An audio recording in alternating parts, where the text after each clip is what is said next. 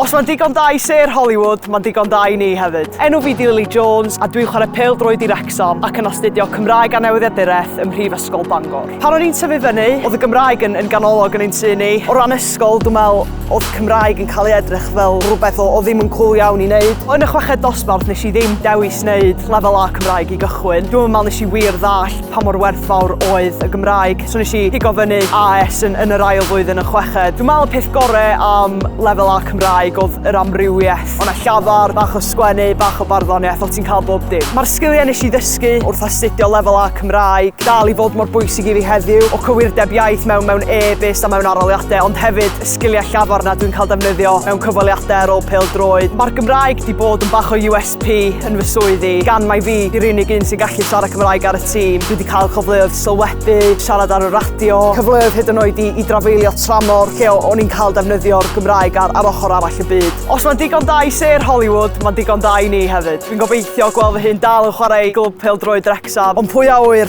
lle fydd y Gymraeg. Mae'n tyfu a tyfu fel da ni'n gweld I heddiw. Mae'n gyffrous iawn I weld be fydd y cyfleoedd fel. Os da chi'n ysgol rwan a ddim yn siŵr I gymryd Cymraeg fel pwnc lefel A, fel o'n I, dwi'n deitha chi cer amdani. Neith cymryd Cymraeg fel pwnc byth cae drysau, dim ond agor nhw. Cymerwch y cyfle I astudio Cymraeg rwan, fel bod gennych chi'r sylfaen a'r hyderynau I manteisio ar cyfleoedd fel dwi wedi gwneud yn y dyfodol.